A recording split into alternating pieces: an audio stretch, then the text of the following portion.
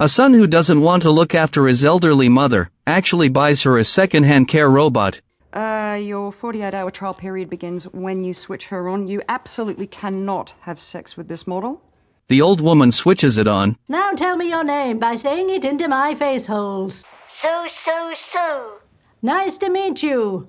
So. This care robot comes fully equipped with every essential function. It can monitor her health around the clock and take care of the housework. But its system can't understand the polite, indirect way British people speak.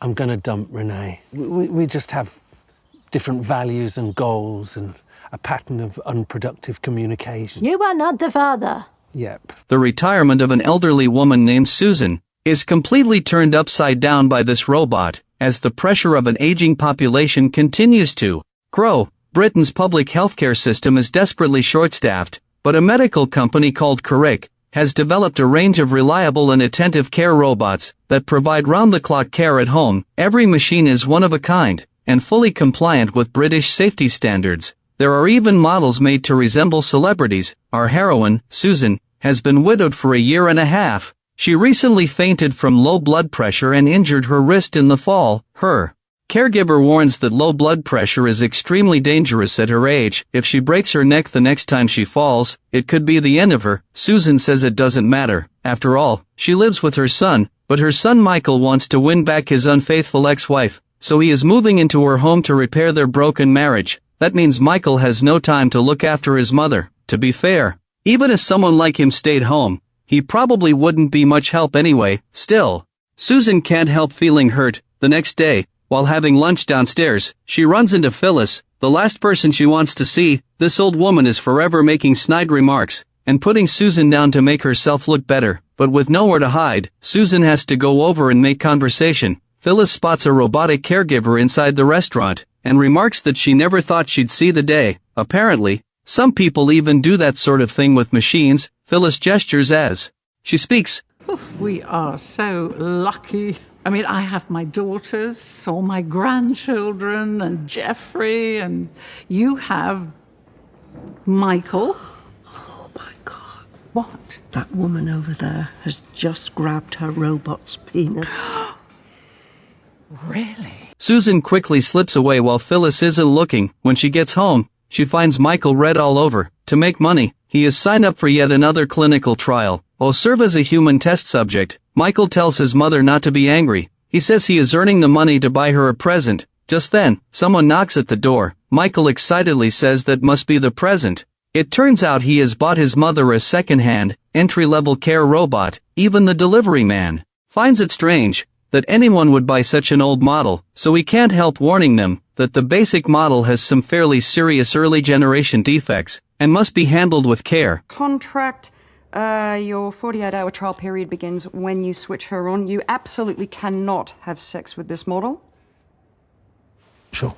And just like that, Michael dumps all responsibility for his elderly mother onto a robot. While he runs off to wait hand and foot on his ex-wife, Susan has no intention of using the robot. She throws a cloth over it and leaves it alone. But when her neighbor Eiley comes over for a visit, she becomes fascinated by the machine and helps Susan switch it on. Hello. Bonjour. Buongiorno. Konnichiwa. Guten Tag. Hello. You have chosen English. Following the instructions, Susan names the robot Linda, because that is also the name of the sister she hates most. Linda may have a full range of caregiving functions, but her social programming is painfully stiff and awkward. She is also fond of dry British jokes, rigid and unable to read human emotions. She quickly gets on Susan's nerves. Danger! Danger! Danger! Danger! Danger! No, stop it! Stop it! You're supposed to stay in Michael's room. Falling asleep in the bath can be lethal. Iconic songstress Whitney Houston tragically For passed God's away. sake, I am naked! Yes. I can see most of your right breast. Thinking her employer is merely shy, Linda tosses a cashmere blanket into the bathtub. Susan flies into a rage and tells Linda to go away. All she wants is a little peace and quiet on her own. Before bed, Susan is about to get up from the sofa when she trips over Linda's power cord. And just like that, Susan is back in the hospital. When the nurse learns that Susan finally has someone looking after her, she simply sends all of Susan's home care information to Linda and tells her to take good care of her employer. Susan is miserable on the way home. She can't understand how her life has come to this. At moments like this, she misses her late husband more than ever. By scanning your retina, I have measured your dopamine and endorphin levels. You are sad. Music might improve your mood.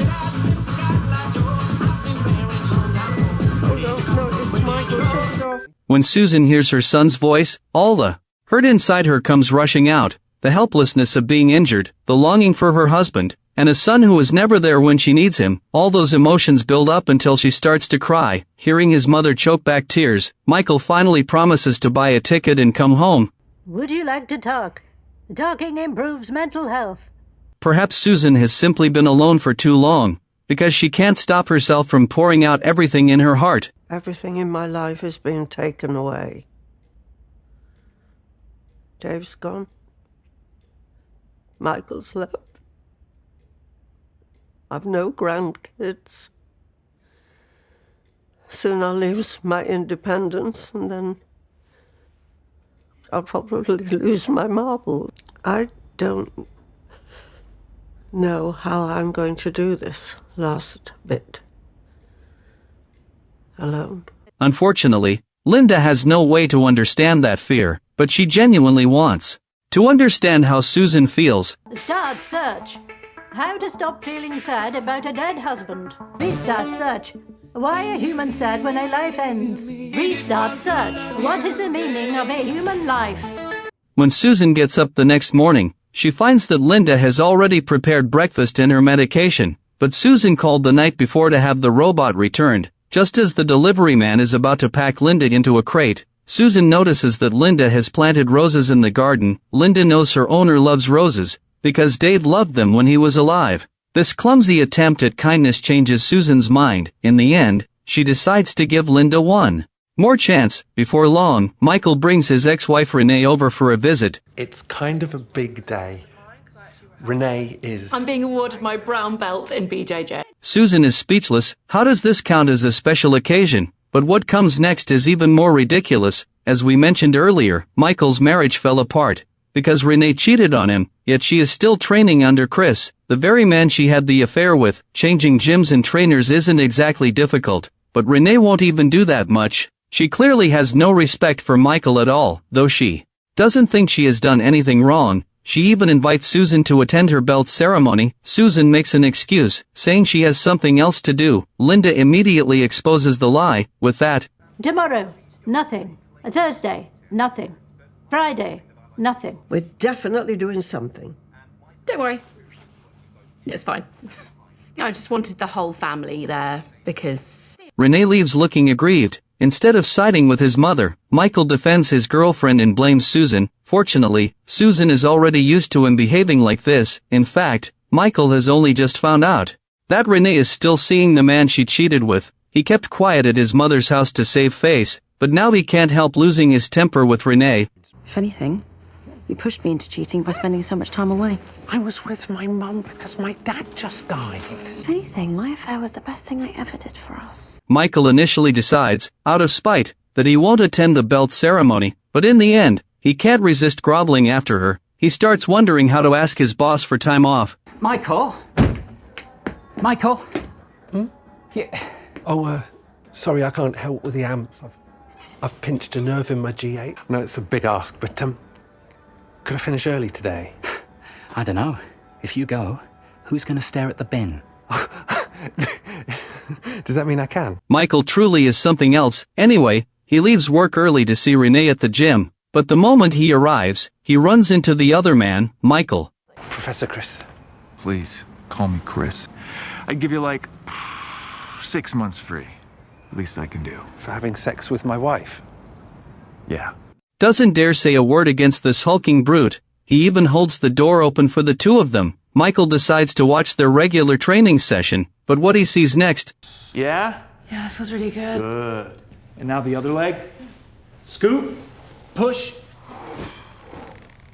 Susan goes shopping with Linda. On the way, they run into Eiley. Her husband has food poisoning, so no one can mind the shop for her. Eiley is in a hurry to attend her aunt's birthday party. Susan says she can help. Ever since Michael was born, she has never had a job. so she is curious to find out what working is like. Hearing this, Yali hands Susan the keys, and tells her that some shelving will be delivered at noon. All Susan has to do is stay in the shop. Yali works at a second-hand shop that buys and sells used goods. Before long, the first customer arrives. Susan is extremely nervous, but fortunately Linda is there to help. At first, everything goes fairly smoothly, but soon the delivery people arrive, and both of them run outside to receive the shipment. Neither of them takes the keys. The door locks automatically, leaving them both stuck outside, and Linda is only a care robot. She isn't equipped to pick locks or break into buildings. Susan walks around the side of the building to investigate. She figures someone must live upstairs, and hopes they can somehow get that person's attention. Grab a pebble and...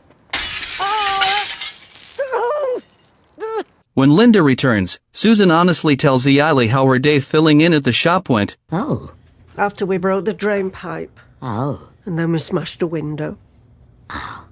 We went round the back to try and break in, and that's... Fortunately, Yali doesn't hold it against her. She is simply delighted that she made it back in time for the old woman's birthday party. After all, the older people get, the less time they have left with their families. Still, Yali advises Susan not to work again in the future. What Yali says about family strikes an unexpected chord with Susan, so Susan decides to go back and attend the belt ceremony. The moment she arrives, she sees the instructor holding her son in a chokehold. She quickly tells Linda to go and help him. Please get off Michael.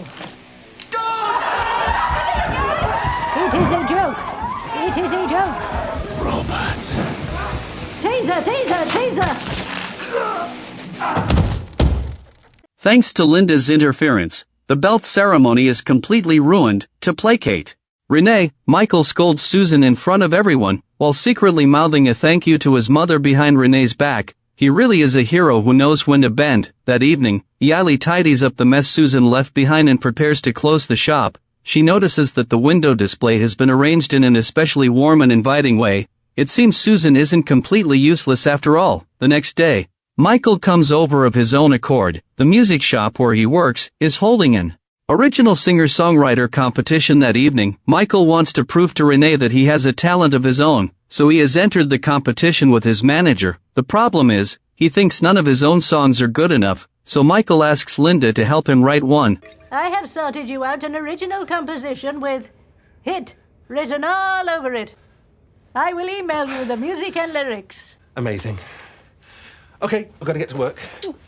Susan doesn't want to stay home, so she goes out for a walk. Along the way, she loses an earring that Dave gave her. Phyllis never misses a chance to mock her. Never mind. Doesn't look a very expensive pair. Her friends Yali and Tom tell Susan not to be upset. They are going to the seaside to scatter Tom's cousin's ashes and invite Susan along. Living the same routine every day can drain a person's spirit. It never hurts to get out more often. They manage to persuade Susan, and the group soon arrives at the seaside. First, they hold a brief memorial for Tom's cousin. Unfortunately, the man has been dead for so long that even Tom doesn't know what to say. Susan asks Linda to search her database for a suitable piece of verse to mark the occasion. Linda chooses a very famous poem. Do not stand at my grave and weep. Do not stand at my grave and weep. I am not there. I do not sleep. I am 1,000 winds that blow. I am the diamond glints on snow. I am the sunlight on ripened grain. I am the gentle autumn rain. When you awaken in the morning's hush, I am the swift, uplifting rush of quiet birds in circling flight. I am the soft stars that shine at night. Do not stand at my grave and cry. I did not die. I never left your side. These people are all getting on in years, and fewer of their friends are still alive. That makes the poem especially moving. Perhaps after they die, they too will become part of the world around us and keep the living company. Thanks to Linda, even death seems gentler. Life is short, so we should enjoy it while we can. After scattering the ashes, they head to an amusement park. The older folks have no interest in the more thrilling rides, so Susan decides to have her fortune told. The last time she visited a place like this was 50 years ago. With Dave, Susan enters the little booth with nervous anticipation. Oh, ow, oh. Linda, have you got a torch or something? Did Linda buy that flashlight from some bargain wholesaler? The medium takes payment before telling any fortunes. Once she has the cash, she solemnly grips Susan's hand. Shh. You're a mother of a daughter? No. 3 sons? No. Son and a daughter? No. 2 daughters? No. Who's Margaret? I don't know. Are we going to do this for 10 minutes? This medium is clearly just making wild guesses, but then, all of a sudden, her predictions become uncannily accurate. She even knows that Susan has lost an important earring. She tells Susan, "Dave wants me to tell you, to let go of the past and start living your life." Will you tell him? I'm trying. Of course. She's trying! Susan decides to accept the message from Dave, and boldly try things she has never done before, like riding a roller coaster. Linda reassures the elderly group that there is nothing to worry about. The chance of dying on a roller coaster is 1 in 24 million.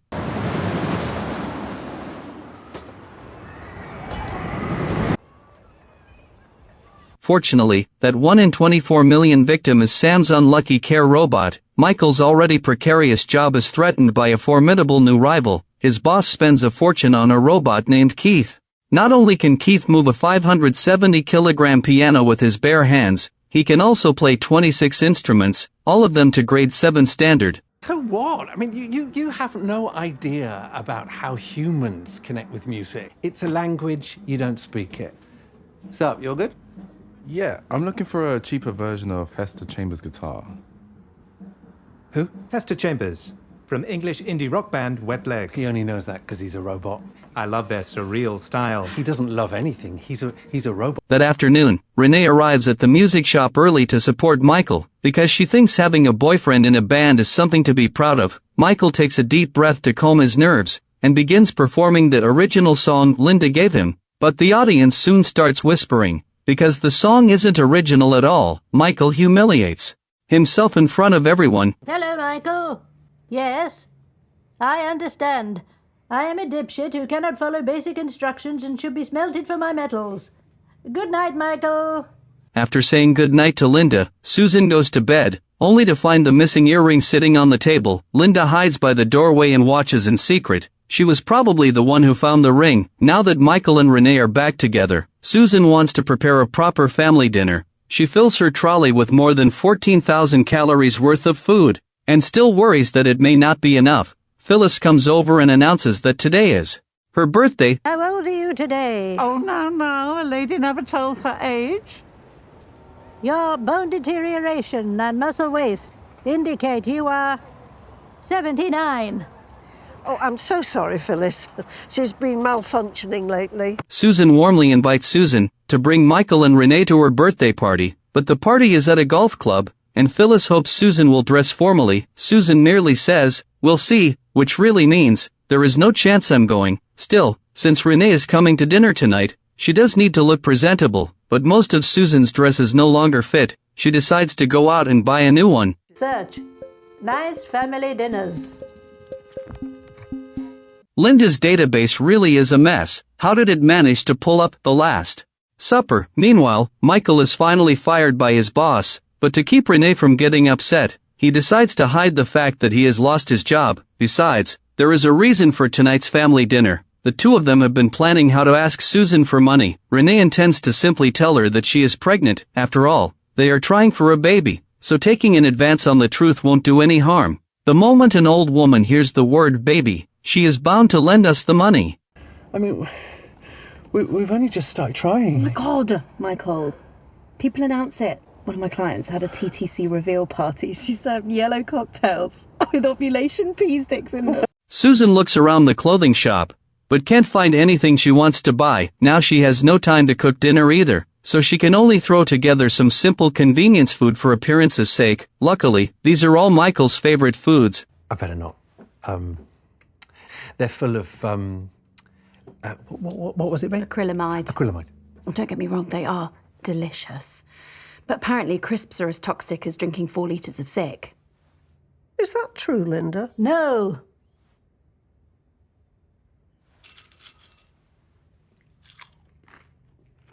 Linda and Susan are becoming more in tune with each other by the day. Renee flies into an embarrassed rage. She says she is only trying to pay more attention to her diet, because they have recently started trying for a baby. Renee, I detect a smell that indicates you and Michael attempted procreation this afternoon. Yes, in a lay-by. I'm going to check on the roast. Deep down, Susan is still clinging to the hope that Michael will see Renee for who she really is, and find himself a decent woman instead. But if the two of them have a child, Michael will be tied to Renee for good. Although, given what your son has to offer, he should count himself lucky that Renee is willing to be tied to him. No decent woman would be interested in Michael anyway. Nearby, Linda sticks a finger into the chicken, and estimates that it still needs another 68 minutes in the oven. The two women have no choice but to return awkwardly to the dining table. Once Renee and Michael feel they have laid enough groundwork, they finally clear their throats and get to the point. Michael says they have been looking at houses, and recently found the perfect place. But he knows his mother doesn't have much in savings, so he wants to take out a loan against Susan's house. Linda immediately says that mortgaging the house is a bad idea, because it would push Susan above the pension eligibility threshold, and cost her entire retirement income, and if Renee has another affair, she would also be entitled to half the house. Whether out of guilt or sheer panic, Renee chokes on her food. Following instructions, Linda goes over to administer first aid.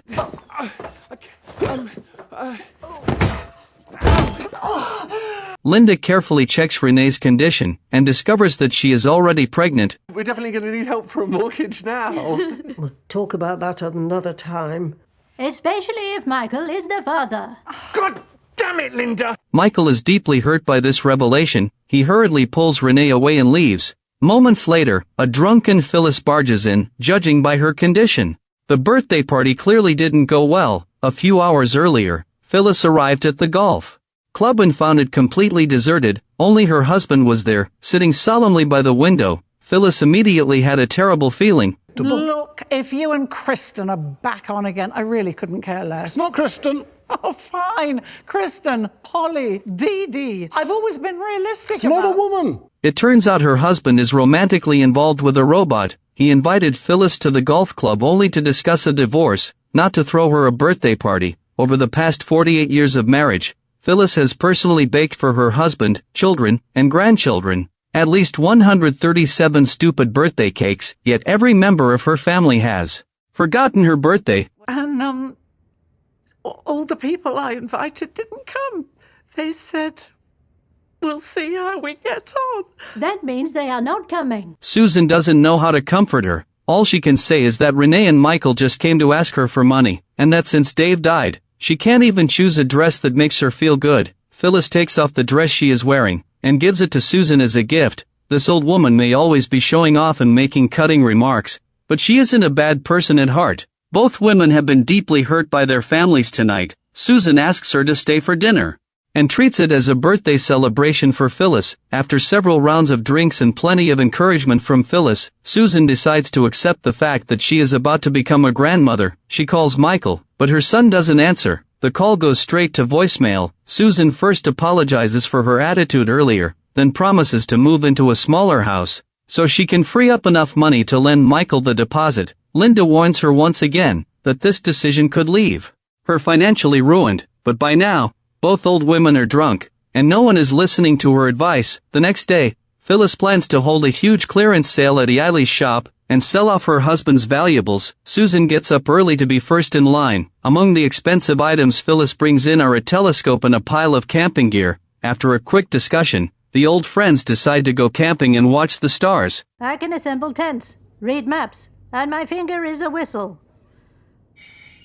I have an emergency distress beacon linked to NATO's satellite network. Everyone immediately packs up and sets off. All this time, Michael still hasn't returned the call. He is busy dealing with his work situation. Michael doesn't dare tell Renee that he was fired. He only says that he resigned voluntarily. Fortunately, Renee doesn't care about that. She merely says that Coach Chris has bought a new gym, and if Michael can't find a job, he can go and help out there. Even Michael isn't shameless enough to work for the man his wife cheated with. He refuses without a second thought. Renee then suggests throwing a party to celebrate the pregnancy, and tells Michael to invite Susan. He sulks and refuses. She needs to see what her life looks like with nothing but a stupid robot for company.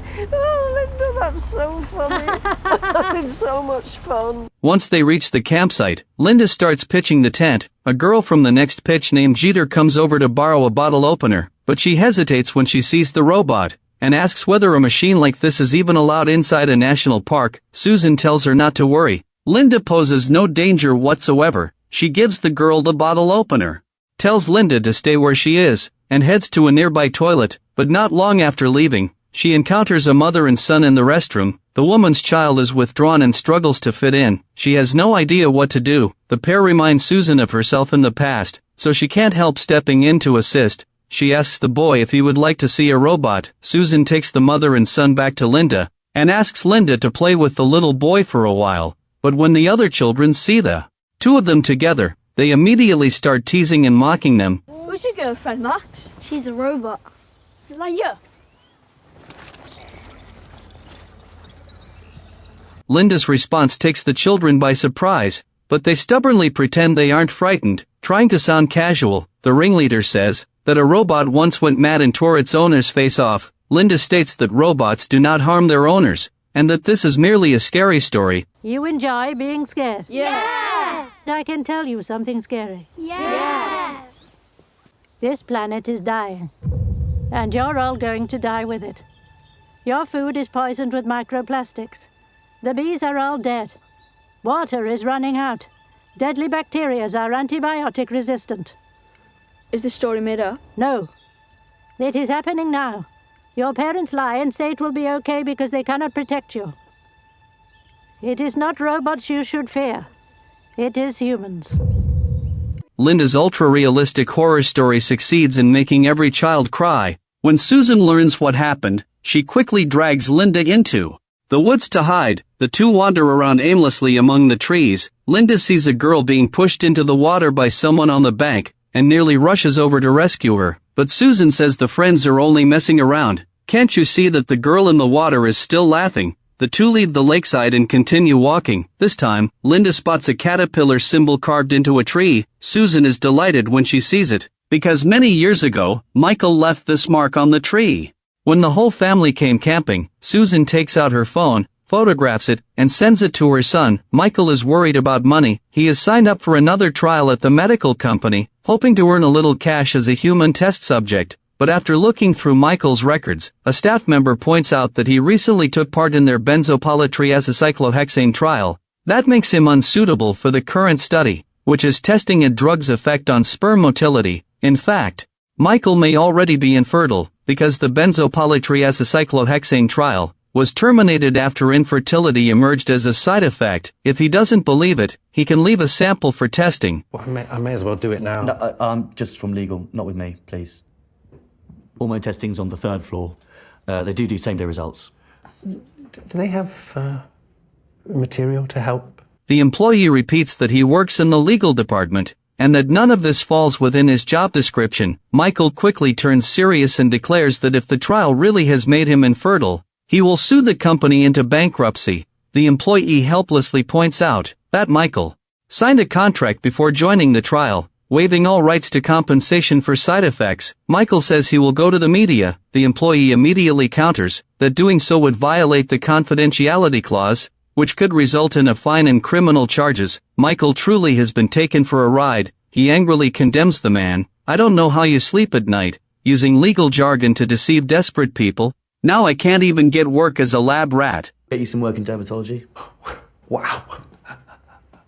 Already trying to lure me into more testing on the 3rd floor? 2nd floor. Thanks so much. The test results soon come back. They show that Michael has almost no chance of conceiving naturally. The baby in Renee's womb is very likely not his. Once again, Michael has been betrayed by the woman he loves. Just then, a message from Susan arrives. Now let's return to the campsite. Susan figures enough time has passed, and that the children's parents have probably calmed down by now. She wants to hurry back and get something to eat. But Linda's network connection has somehow gone down, and they can no longer find their way back. You are not having fun, and it is my fault. I am definitely not having fun. Oh! You can't really blame Linda for this either. She was only copying 2 tourists she had seen earlier, and assumed that was how people played. Susan is cold and hungry. At times like this, she misses Dave more than ever. Linda says that Dave's voice is stored in her database, and asks whether Susan would like to hear it. Oh, God, yes. I would. I am not connected to the internet. There you are. Michael. When Michael sees the picture his mother sent, he leaves Renee behind and comes to find her.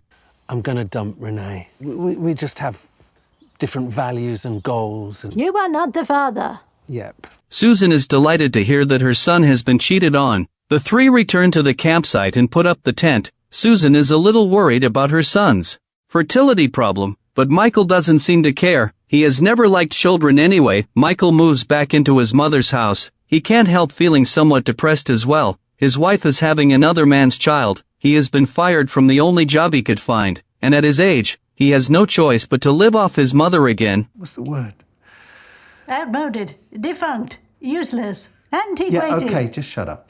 The next morning, Michael goes to Renee's house to collect his things and formally ends the relationship. Are you certain this baby can't be yours? The urologist said I might as well have given them a sample of wood glue. Renee admits that she did give in to temptation, and started seeing the fitness instructor again. He has already divorced his wife and moved into Renee's home. Renee thought she would be happy, but she has realized that the instructor loses all his appeal outside the gym. He is just an idiot. She also reminds Michael that the robot company has sent an email saying Linda must be returned tomorrow. The machine was only rented in the first place. But Susan now sees Linda as part of the family. Michael sees everything and feels that Linda has taken his place. He tells his mother that he can't afford the installment payments and insists that if he doesn't return Linda, he will have to go back to taking part in drug trials, so someone will come and collect Linda tomorrow. It's just going to be exactly how it was. It's just going to be you and me. I thought that's what you wanted. Michael can't care for Susan or keep her company the way Linda does, so early the next morning, Linda draws up a document telling Michael to take Susan to social activities regularly and help her break out of her unchanging routine. Only then can he help her overcome her depression. Mum doesn't have depression. Sue is still grieving. I made this week very busy because it is her 50th wedding anniversary today. Michael is completely absorbed in a dating app and pays no attention to Linda's advice. Raising this son was less worthwhile than raising a piece of barbecued pork. Just then, Susan returns from an early morning outing. She has heard that when a robot changes owners, all memories of the previous owner are erased. She believes this is terribly cruel, so she has printed and framed the photos from the amusement park and gives them to Linda as a memento of their time together. After the two say goodbye, Linda is loaded into the van. Even at the very end, she remembers to tell Michael that the robotics company is hiring. Michael quickly approaches the delivery man and asks whether Linda will be reused by another family. The man says that her model is too old. Linda will be destroyed and her metal components recycled. Michael sees the sadness in his mother's eyes, but he signs the contract anyway. Back home, he once again leaves everything to his mother and tells Susan to hurry up and make dinner. Well, love, if you've got time, could you pick up my reflux meds? Sure. Hey, Mum. Guess what? I've got a date. Michael hasn't bothered to collect her medication. Instead, he rushes out to meet someone from the dating app. To his surprise, she is stunningly beautiful. Her profile photos haven't been edited at all. Michael's picture, on the other hand, might as well show a different person. The beauty's face immediately falls. Melody, the robot Phyllis's husband left her for, has also been abandoned for being too intelligent, and is shoved into the van by the delivery man. She sees the photograph in Linda's hands, and envies her for having ridden a roller coaster. Susan comforts Melody and tells her not to lose hope. Perhaps her new owner will take her to an amusement park too. Intercourse robots can't be resold. Then what is your destination? To be dismantled. We're all going to be dismantled. Michael and Sue think I am to be repurposed. That evening, Michael comes home after being rejected by his date. His attitude has changed completely. Now he has stopped believing in love again. At the dinner table, he complains about the woman he met that day.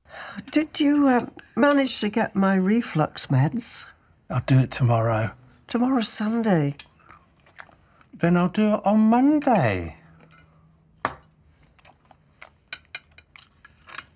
This chicken tastes weird. Susan finally reaches the end of her patience. She leaves the table and returns to her bedroom, where she finds that Linda has left an answering machine on the bed. When she plays it, she hears Dave's voice. Linda has my voice in her database, so she can use it to say happy 50th anniversary from me. I don't know where I am now, as there's no verifiable data on that. But there are things I do know. I know that you love me very much, and I know how brave you are doing this part. without me. At the end of the recording, Linda also reminds Susan that she has collected her stomach medicine from the pharmacy and placed it in the bathroom cabinet. Linda is overwhelmed with sadness. She immediately gets up, determined to rescue her robot. Meanwhile, Linda escapes from the scrapyard. She wants Susan to know the truth, so that she won't be sent away. Just as Susan gets into the car to look for her, she accidentally runs into Linda and Melody. What are you doing here, and who is that? I came to find you, Sue. I was to be dismantled and sold for my parts. You and Michael were misled. What? These contracts, fine print, big tech, capitalism. Who knew Michael could put on such a convincing act? He goes behind the car to check on Melody, and falls in love with the beautiful robot at first sight. Perhaps this is a perfect match after all. Michael is infertile anyway. As for Susan, she finally opens her heart to Linda, and stops hiding what she truly feels. My dinner party was no fun without you. Perhaps music might help improve the mood. And that is where the story ends. This British science fiction comedy uses the everyday life of an awkward robot and an elderly woman living alone to expose the painful realities of modern elder care. Her own son repeatedly fails to be there, leaving her with endless loneliness. The series uses dry British humor to ease the awkwardness of life's mundane moments, and weaves tenderness through ordinary domestic details. It never gives AI genuine self-awareness, yet it delivers the most poignant truth of all. Companionship is never defined by flesh and blood, and steadfast presence is far more precious than half-hearted family affection.